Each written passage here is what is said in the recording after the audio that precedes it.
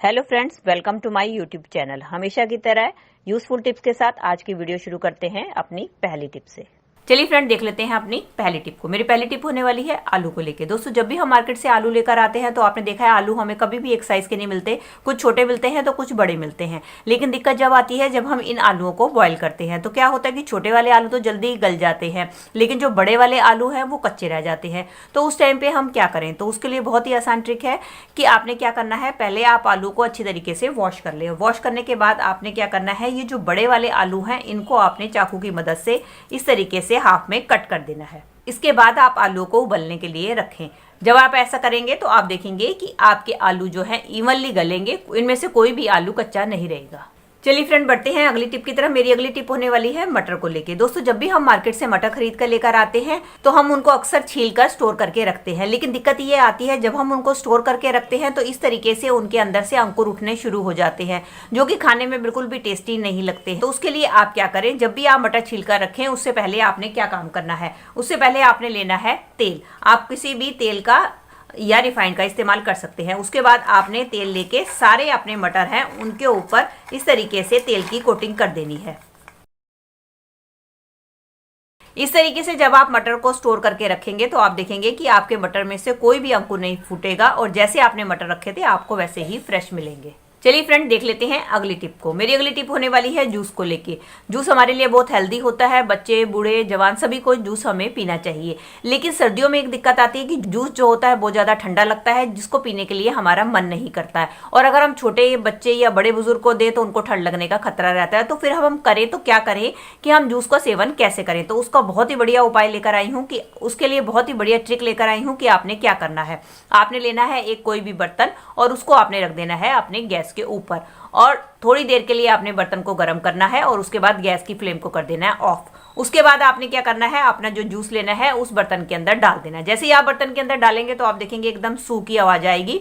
तो उसके बाद आपने इसको ढककर रख देना है। ऐसा करने से क्या होगा कि आपको जूस जो है बिल्कुल भी ठंडा नहीं लगेगा और आप अपने जूस को भी इंजॉय कर पाएंगे। चलिए फ्रेंड, बढ़ते हैं अगली टिप की तरफ। मेरी अगली टिप होने वाली है कीज को लेके। दोस्तों, जब हमारे पास कोई की रिंग नहीं होता है और हम इस तरीके से चाबी को रख देते हैं तो आपने देखा है कि हमें टाइम पे ये चाबी बिल्कुल भी नहीं मिलती, इधर उधर गुम हो जाती है। तो अगर आपके पास की रिंग नहीं है तो आप इमरजेंसी में एक काम कर सकते हैं। आप लें अपने घर पे रखी हुई कोई भी इस तरीके की रबड़ बैंड। आपने क्या करना है, रबड़ बैंड लेनी है और इस जो की का होल है इसके अंदर हमने रबड़ बैंड को इस तरीके से डाल देना है और इस तरीके से हम निकाल लेंगे। निकालने के बाद हमें क्या करना है, इसको आपने इस तरीके से करते हुए खींच लेना है। ऐसा करने से क्या होगा, ना ही आपको रबड़ को कुछ काटना पड़ेगा और आपका इस तरीके से एक लॉक लग जाएगा।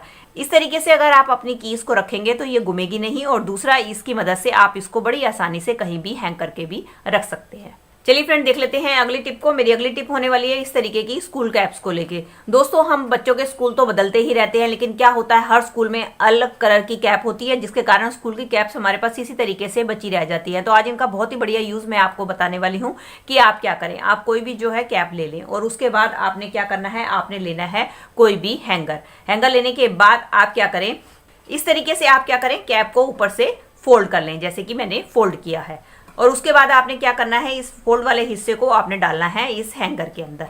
इस तरीके से डालने के बाद चाहे तो आप इस पे सिलाई लगा सकती हैं, लेकिन अभी मैं आपको दिखाने के लिए सेफ्टी पिन का इस्तेमाल कर रही हूँ।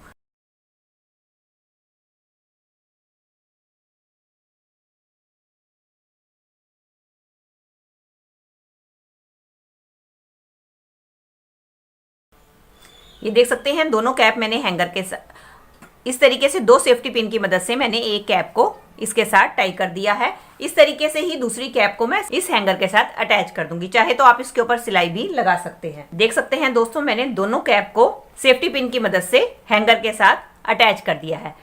अब इसका इस्तेमाल कैसे करेंगे? दोस्तों, ये हमारा एक मल्टीपर्पज ऑर्गेनाइजर बनकर तैयार हो गया। इसको आप अपने किचन में हैंग करके इसके अंदर अपनी छोटी छोटी प्लेटें, अपने स्पून्स, फॉर्क या कुछ भी ऐसा सामान जिसको आप स्टोर करके रखना चाहती हैं आप इसमें स्टोर करके रख सकती हैं। चाहे तो आप इसको अपने रूम में भी अरेंज करके रख सकती हैं, चाहे अलमीरा के अंदर या अलमीरा के बाहर, और इसके अंदर अपना छोटा मोटा सामान जैसे कि अपनी सॉक्स हो गई, अपने हैंकीज हो गई, वो डाल सकती हैं। इसके अंदर आप अपने कुछ भी मेकअप का सामान हो गया उसको आप इसके अंदर डाल सकती हैं। जिस मर्जी तरीके से आप इसका यूज कर सकती हैं। ये आपका एक मल्टीपर्पज ऑर्गेनाइजर बनकर तैयार हो गया है।